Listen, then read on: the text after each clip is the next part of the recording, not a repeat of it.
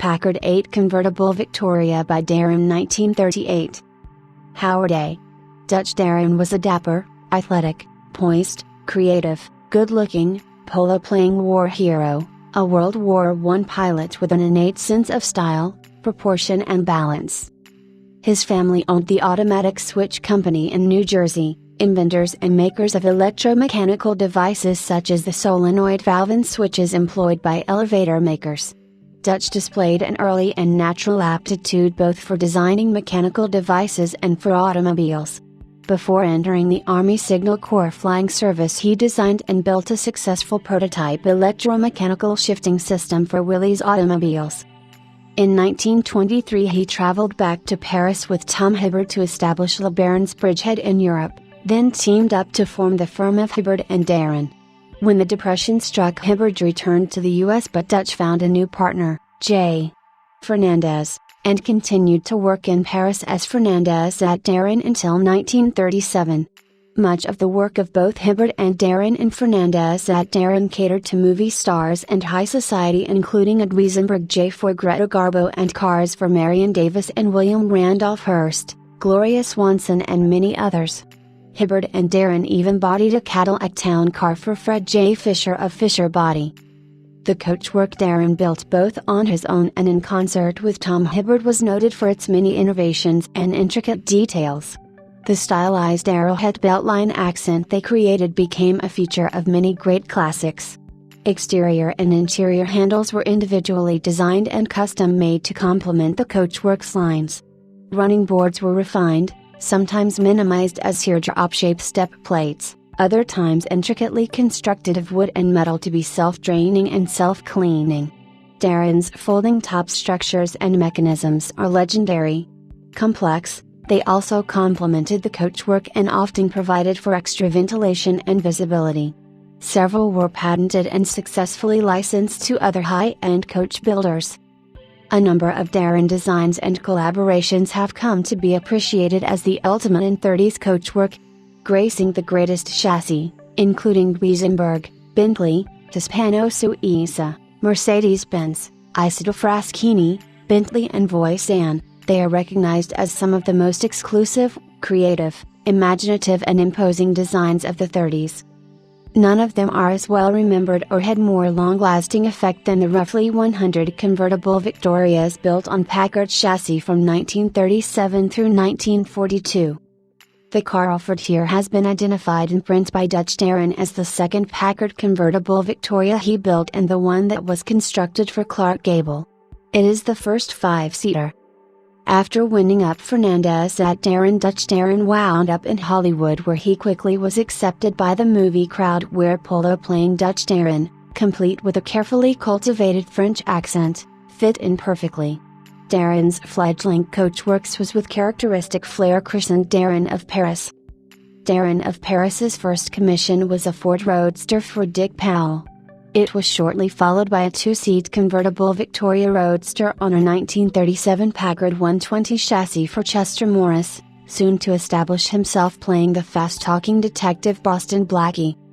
Darrin of Paris was as yet still little if any more than Dutch in his sketch pad, so the initial body work was subcontracted while Darrin gradually put together a strong team including Paul Erdos, Rudy Stossel, Harry Fells, Oscar Haskey and front office man Bert Chalmers. The Darrin convertible Victoria was based on the standard Packard 8 business coupe, but there was little of the Packard left untouched when Darrin completed his ministrations. Part of Darrin's inspired design and concept was that although the Darrin convertible Victoria was instantly identifiable as a unique design, it continued sufficient Packard identification that it was also impossible to be anything but a Packard, complementing the marque's other lines. Darrin started out by discarding the roof, doors, cowl, windshield and running boards. The rear fenders were modified and front fenders filled in where they joined the running boards. The body was strengthened with reinforcements along the sills.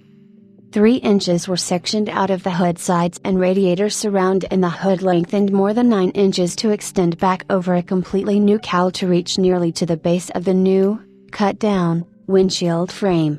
New door frames and skins incorporated the characteristic sweeping curve at the top of the doors, called the Darrin dip, which were the Darrin Convertible Victoria's signature styling feature. Also characteristic was the dashboard and instrument panel tucked under a roll of aircraft-style crash padding around the cockpit. The five-seat coachwork with its blind top quarters was elegant and handsome, with the top up or in the intermediate position where it resembled a formal sedan, but with the top down it was far more racy and advanced than its limited production competitor from Ford, the Lincoln Zephyr Continental.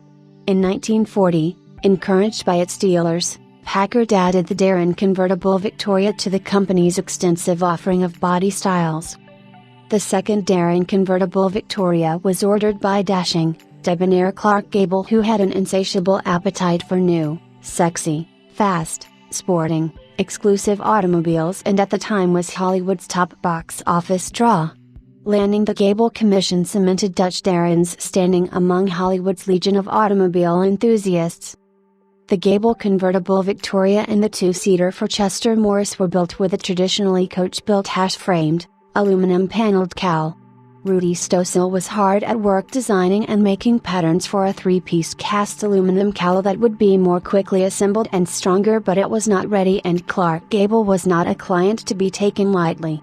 His car was finished expeditiously and earned Darrin instant national recognition. There are many stories about Clark Gable's Darrin Convertible Victoria, including one frequently quoted up report by Frederick C. Othman dated November 16, 1938. And when the folks began seeing this vision of steel and cast aluminum, with Clark Gable, himself in person, behind the wheel, they couldn't restrain themselves. Lady motorists formed parades behind Gable's car, lady pedestrians climbed into it at every stoplight. Gable stood that for a month, and then sold his Super 8 at a tremendous loss. He now drives an $800 coupe, painted black. "I feel sorry for the poor guy," he said. "Gable is a nut about automobiles. He lives M. Then when he got one of mine, he didn't dare drive down the street in it. It was tough, particularly after he'd spent a week in the shop, watching it being built, like a man with a new house." Sam Broadhead and his brother-in-law James Plum, Jr. discovered this car in Cedar Rapids, Iowa. It was owned by Ernest Sulik, who recounted buying it in about 1960 from a military officer. It had been bought in Los Angeles and driven to Cedar Rapids, and Sulik said he'd been told when he got it, Clark Gable owned this car. After some persuasion, and two floods on the Cedar River which did the Packard no favors, Broadhead persuaded Sulik to part with it in 1962. Restoration was carefully undertaken, including noting many original markings as they were discovered. Among them were Cook's Top Shop, 6063 Melrose in chalk on the back of one of the kickboards, and a stenciled number Pack 127 July 22, 1937 52A on the frame.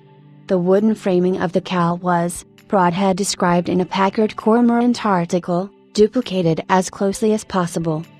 In 1969, Broadhead contacted Skip Markety at Harrah's for assistance in tracing a fishing license in the name of George Bruce, which had been discovered under the seats in the process of disassembling the Darrin. Markety wrote to the only George Bruce listed in Los Angeles at the time. The handwritten response told a remarkable story involving the stage name of George Bruce's brother Andrew, who played bit parts under his brother George's name, was a friend of Gable's and who bought the car from him. Later, Dutch Darrin acknowledged the Broadhead's car as the one built for Clark Gable in both an article he wrote in the Packard Club's Cormorant magazine and in a letter to the editor in Cormorant. Only two Packard Darrin Convertible Victorias were constructed with coach-built wood-framed cowls like this. The Gable car also is identifiable according to Dutch Darrin's Cormorant letter by the length of the hood, which stretched to within a half-inch of the door opening, the only one of the series built this way. It has many other unique and very pleasing distinctions. The engine is dropped 4 inches in the frame, which allowed Darrin to section 3 inches from the radiator grille shell and to similarly lower the body over the frame. Both the front and rear fenders have been substantially reshaped for a more streamlined effect, then repositioned relative to the body and frame. To take full advantage of these changes, Darrin also reprofiled the rocker panels, giving them a curved and flared treatment reminiscent of the most pleasing Packard LeBaron coachwork, subtlety highlighted by this car's freedom from superfluous chrome detailing. It was acquired by Dead Leonard from the Broadheads in 1982, becoming one of the cornerstones of his unique and varied collection. Subsequent to acquiring it, Leonard had it repainted in its present black livery and reupholstered with red leather, believing along with Broadhead that this was the original color scheme. A quantity of documentation comes with it, including George Bruce's 1950 California fishing license, illustrated, and correspondence from Bruce, Skip Markety and others in the successful quest to identify this car conclusively as Clark Gable's. It is absolutely unique not only because of its unsurpassed celebrity ownership history but more importantly because of its unique design details, particularly the extended hood, which was not employed on subsequent aluminum cowl Darrin convertible Victorias. The combination of documentary evidence, the car's physical structure and details in Dutch Darrin's own statements conclusively establish its provenance as one of Hollywood legend Clark Gable's important, powerful, exclusive automobiles in the first 5-passenger Packard Darrin convertible Victoria.